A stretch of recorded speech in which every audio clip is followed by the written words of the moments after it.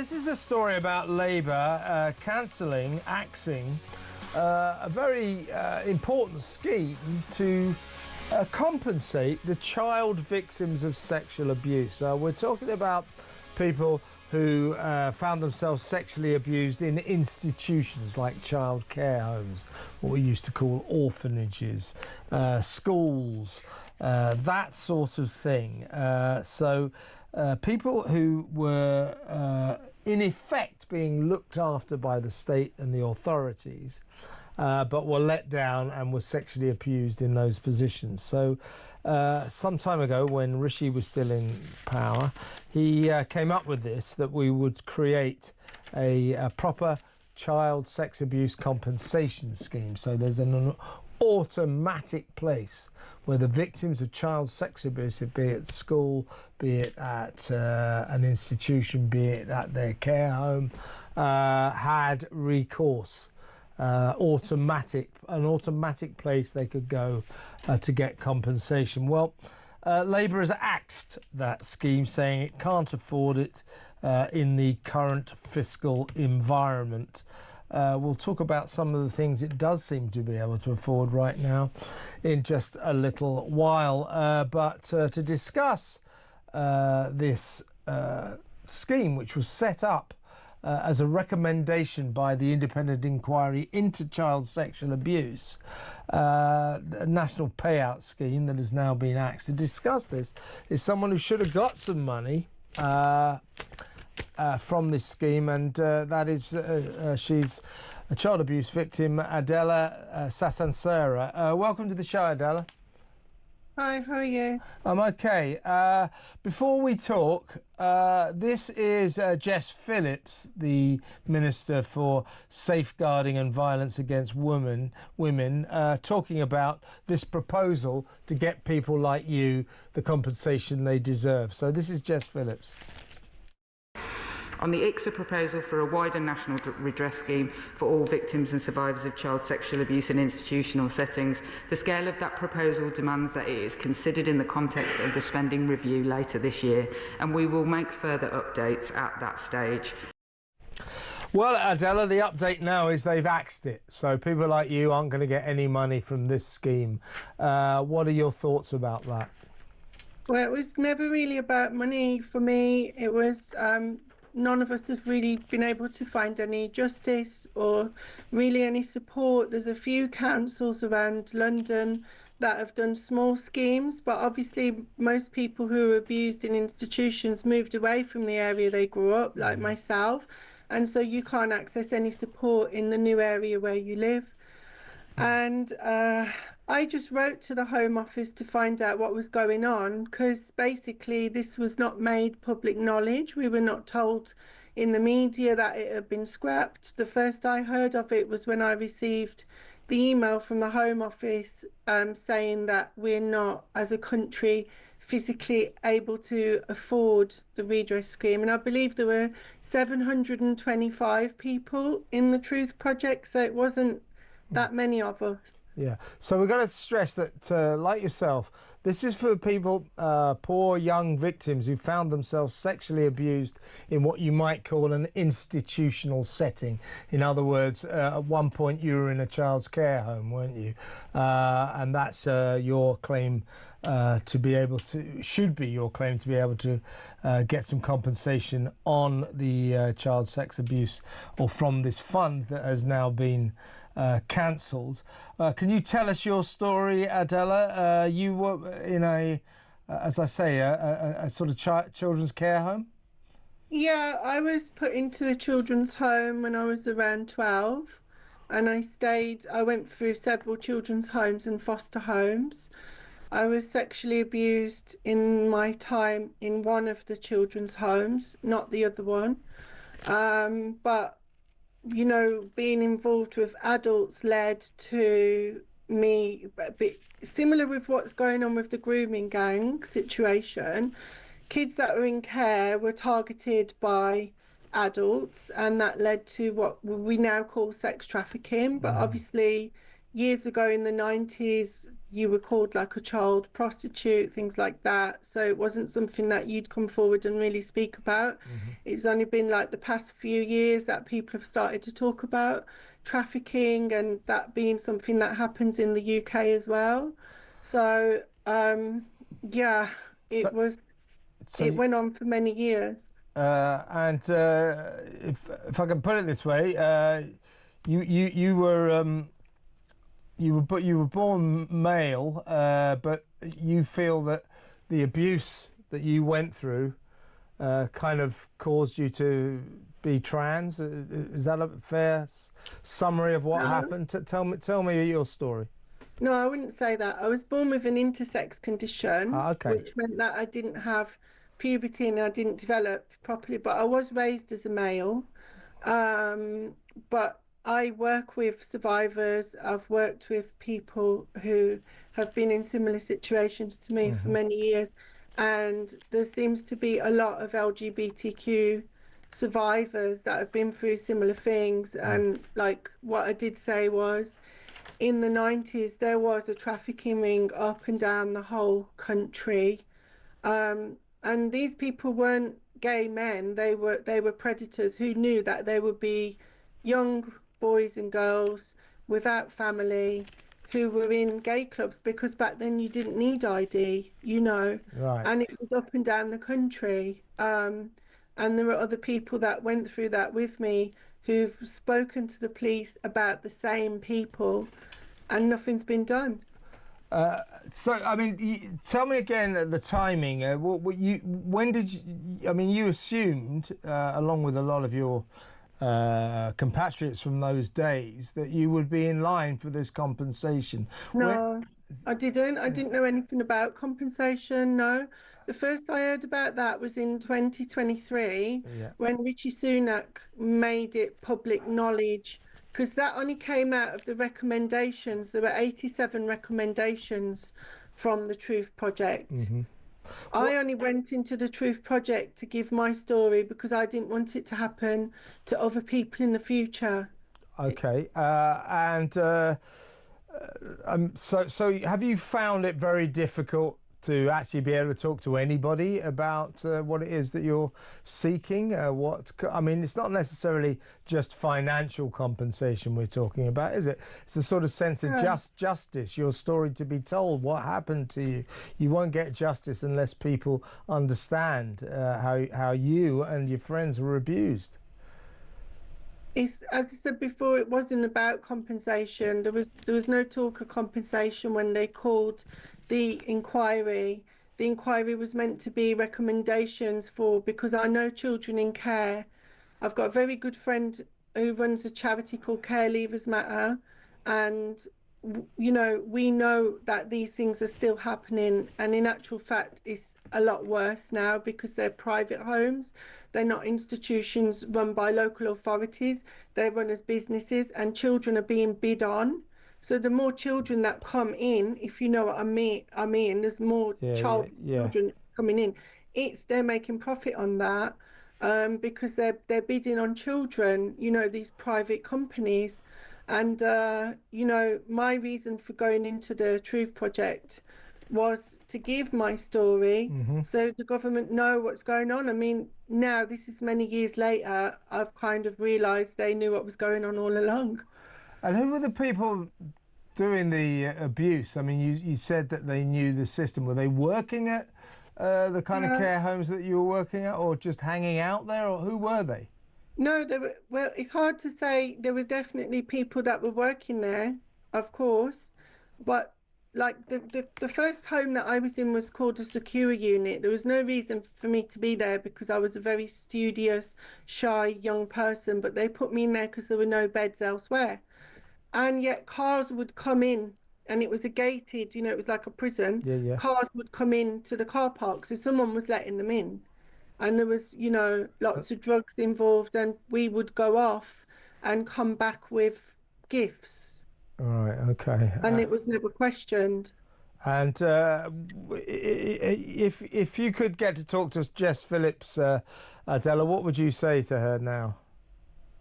I'm absolutely appalled, you know, because I was a lefty all my life, and me, myself, and a lot of people from my community have really changed our opinions politically since this government's come in, because it's just been one thing after another. But what's really hurt me the most is yesterday I saw the bill for predators who are claiming help with their criminal expenses. Yeah. And yet we're being told if we want to get compensation, we have to get a private lawyer because the government can't afford to compensate us. And I just really wanted to whistleblow this to let you guys know, because no one's told any of us and it's not been in the press. I'm glad that you have, Adeleh. And you're referring to one grooming gang, aren't you? I think in Rotherham that got £606,000 worth of legal aid. Now, Yes. the government is also saying that this whole compensation system or scheme is now too expensive for us. This is their quote. We can't afford this, quotes, in the current fiscal environment. But as I pointed out earlier, it does seem the government can afford £22 billion for a carbon capture scheme in Liverpool, £15 billion for foreign aid to foreign countries, and £11.6 billion this year special fund to help climate change projects in developing countries. So they can afford all of that, but they can't afford to look after the welfare of people like you who've suffered at the hands of child sex abusers in national institutions. Well, I think that's because we've all got one thing in common. The survivors, we've all got one thing in common. We're from a certain demographic of the population. We're from a certain class of the population. And, you know, we were unwanted children. We were labelled troubled children. We were abused children. So we were just fodder for these people. And this is still going on now, you know. Well, I'll tell you what, Adeleh, it's not fair, and we're not going to drop the ball on this. It's really good to talk to you. Thank you. We'll stay in touch with you. That's Adeleh Sasansara, a child abuse victim at a national care home. And let's cross over now. He's been waiting patiently to the president of the Association of Child Abuse Lawyers, Peter Garsden. Peter, sorry to have kept you, but you heard Adeleh's harrowing story there. She's just one kid who was abused out of many around the country, we think thousands. What's your thoughts on the fact that Adeleh was at pains to say for her it's not about the money, but for a lot of the kids it will be. And what are your thoughts at the fact that the government has suddenly axed this scheme? So there's no more compensation for the victims of child sexual abuse at the government's institutions around the country. What's your feelings? Well, I think it's absolutely appalling that the independent inquiry into child sexual abuse sat for 7 years. They listened to 7,000 witnesses and looked at 2 million pieces of paper, and they made 20 recommendations. So they weren't half-baked recommendations that should be rejected. They were serious recommendations that should be adopted. And we have to remember that we're talking about some of the most vulnerable members of our society. They are probably the highest priority of individual that should be looked after. So the reason this redress scheme was recommended by the inquiry was that the present civil system has so many hurdles that many individuals were not getting any justice. And you're right in saying it's not about money, it's about being believed, it's about their truths being heard and people apologising for what has gone wrong. Money is the only thing that our system can offer them to compensate them for a ruined life. But the reason the redress scheme was coming in was that it would be a no-fault, no time limit system that would be fair and easy for individuals who couldn't get any justice, because we turn away probably 6 out of 10 cases because of the legal hurdles that there are in the present civil system. So this scheme was going to be time limited. It was going to last for 3 years. It would be contributed to by the institutions and the charities that ran these homes. So there would the whole burden does not fall upon the government. And if you compare it with the cost that you've just mentioned in the previous item, then it's a scheme that should have been accepted and should have been brought in. So I'm appalled that it's been rejected. I don't really understand why. Well, I would have thought that there's not many more things more important than the welfare of children who've been let down by the state and been sexually abused in state institutions. Exactly. Our government appears to be prioritising climate change schemes in foreign countries, and a £22 billion carbon capture scheme in Liverpool that most people say won't even work. So they're spending fortunes on their green obsession.